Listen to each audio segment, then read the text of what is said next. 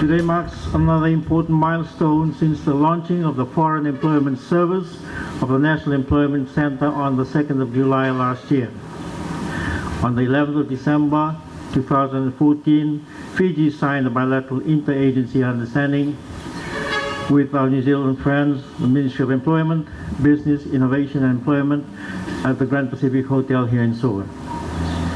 During the festive season, the staff of the National Employment Center, particularly the Foreign Employment Service team, worked tirelessly to ensure that we are on par with our New Zealand RSE commitment and thus the preparation and the ready for deployment of our potential workers who will be selected this morning under the agreement to go down to New Zealand hopefully within the next couple of weeks.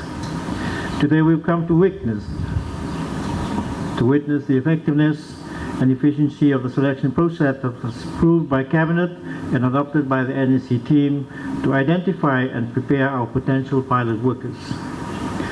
Our government's overall policy for the participation of Fijian workers and the New Zealand RSE work scheme and future foreign employment engagement is based on transparency, equity, fairness, and following the rule of law and non-discrimination. Moreover, given government's commitment to distribute the benefits of development, more emphasis and priority is given towards the participation of our friends from the rural areas who hopefully will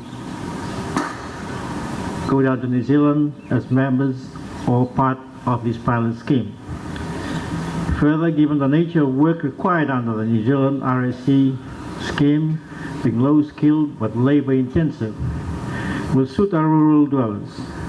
However, I must also caution potential workers, those of you who have applied, that the work is very intensive and requires long hours of continuous and repetitive work.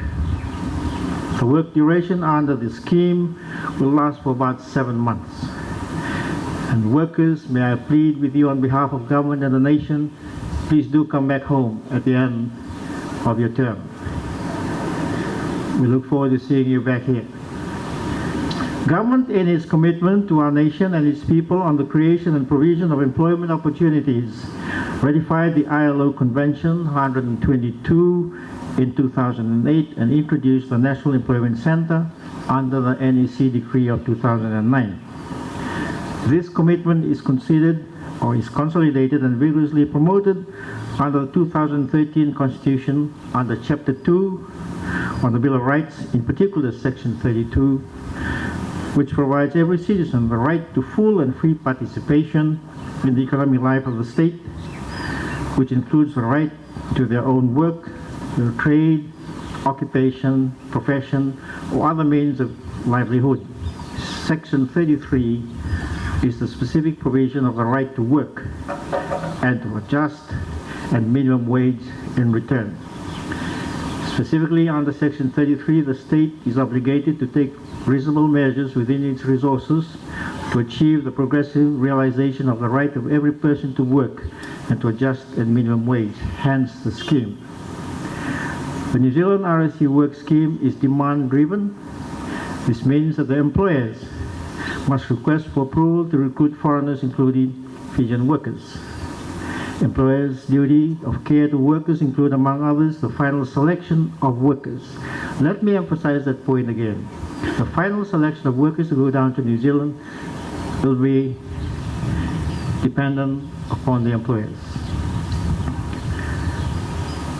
There will be a work-ready pool. The provision of airfares, which is refundable by the workers, will be coordinated with the employers. The provision of transportation and accommodation, the payment of wages, health and safety workplaces, including pastoral work, has been agreed upon under the agreement that I was referring to earlier on. Employers also decide on whether workers can return for a second season.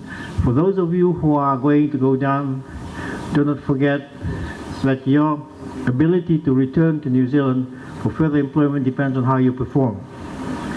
Now let me elaborate further on our selection criteria.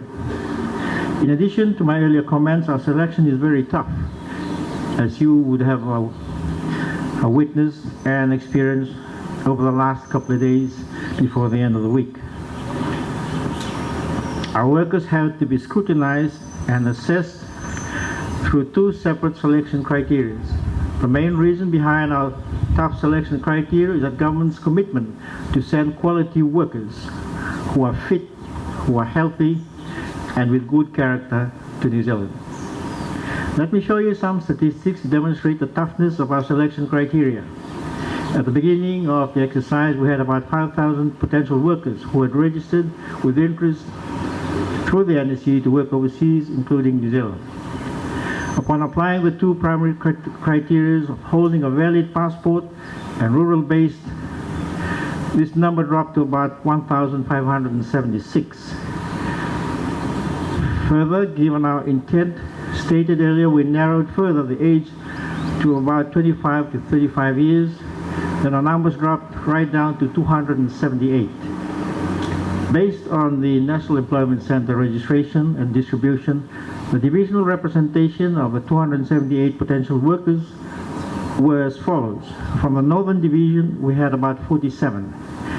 Personnel from the Western Division was down to 104, and the Central Eastern Division about 127 people. Last week, on Thursday and Friday, these 278 potential workers assembled at the Seoul Civic Center to undertake their full medical tests. And I'd like to commend and thank Dr. Tico and the team from the Ministry of Health for their hard work in processing these people through the last 2 days of the week. At the completion of the Body Mass Index, BMI test, about 195 participants or applicants made it through the day. Secondly, at the completion of the medical test, only 148 potential workers or applicants were left to undertake their fitness test, which was conducted last Saturday. Again, at the completion of the fitness test, we were left with about 101 potential workers who finally made it to our work-ready pool. These 101 workers in the work-ready pool comprises 28 females and 73 males. I'd like to commend and congratulate our women. 28 females and 73 males, a good number. These 101 workers by division comprise the following. The Northern Division, we're down to 18, the Western Division, 41, and the Central Eastern Division, about 42. From the work-ready ready pool, the employers will select their 30 pilot workers. While only 30 workers will be selected for the pilot scheme, the remaining 78 workers who are in the work-ready pool, which will be utilized also when foreign employment work opportunities come in, including the Australian Seasonal Workers Scheme. Now, as we gather here this morning, ladies and gentlemen, the ministry staff is in the final processes of finalizing this agreement with our with our Australian friends, and hopefully we will be selecting people to go down to Australia as well. To mark the completion of our first ever internal selection process, we will conduct a barrel selection this morning. We will invite some of our guests to participate in this process. Our intent of conducting this public barrel selection is to ensure that our process is transparent and fair, given that we are choosing only 30 workers. We will conduct the barrel for 30 names. However, as stated earlier, the employer will do the final selection. And for those of you who will not make the 30, do not lose hope, do not despair. Once your name is in the ready employment pool, your chances of going down to New Zealand before the end of this year or later on to Australia is very good. The main thing is getting through the initial selection process. I am grateful to the state that the first two employers were given the approval to recruit Fijian workers are the Pig Hawke's Bay Incorporated Food Picking Company based in Hawke's Bay, the East Pack Food Processing Factory for Export, which is based in the Bay of Plenty. Pig Hawke's Bay Incorporated is the biggest recruiter for Pacific Islander seasonal workers in New Zealand. The employer representative for Pig Hawke's Bay Incorporated will be coming next week to interview his workers.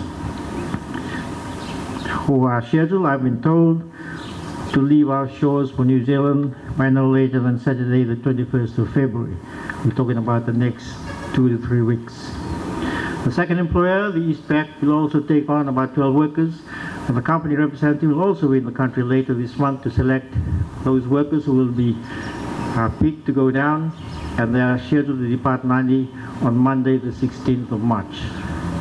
Having shared the above good news and highlights, I wish to assure all those who have registered and have undergone the selection process, particularly those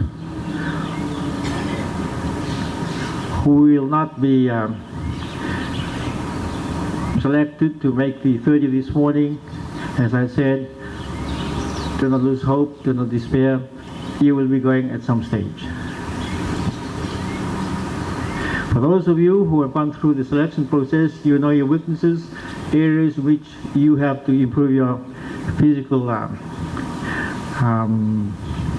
well-being. Those of you with high blood pressure and other defects which have been identified during the medical test, you have some time to correct those faults and come back again and try again.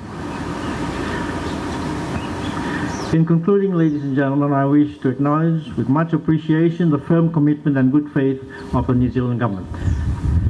The High Commissioner, Mark Ransome, thank you very much for all your support and your help and encouragement over the last couple of weeks as we try to go through and pick the 30 workers or the initial group that will be going down to New Zealand over the next couple of weeks. May I assure the New Zealand government and employers that the Fijian government is also very committed to this wonderful opportunity and will do all it can in the process of Fijian workers or in selecting the workers to come down to New Zealand as the initial pilot workers for the scheme. For 2015, the Fijian government, and I'd like to acknowledge with gratitude the allocation of 500,000 from the Ministry of Finance to the Employment Center for the processing of the workers over the next couple of years, over the next couple of months rather. Secondly, I acknowledge with appreciation the work of the government working group that comprises the Ministry of Foreign Affairs, our friends from the other departments, the Public Service Commission, the Minister for Trade, the Ministry for Education, the Ministry of Health, in particular the nurses who worked long hours last week, the Office of the Solicitor General, the Department of Immigration, and last but not least, our friends from the police force who conducted the physical tests last Saturday. Finally, I'd like to acknowledge with much appreciation and gratitude the work of the staff of the ministry, particularly the hard-working volunteers and those in the Foreign Employment Service of the National Employment Center. Ladies and gentlemen, thank you very much. Nawai Levu, Dhanyavad, and may God bless you all.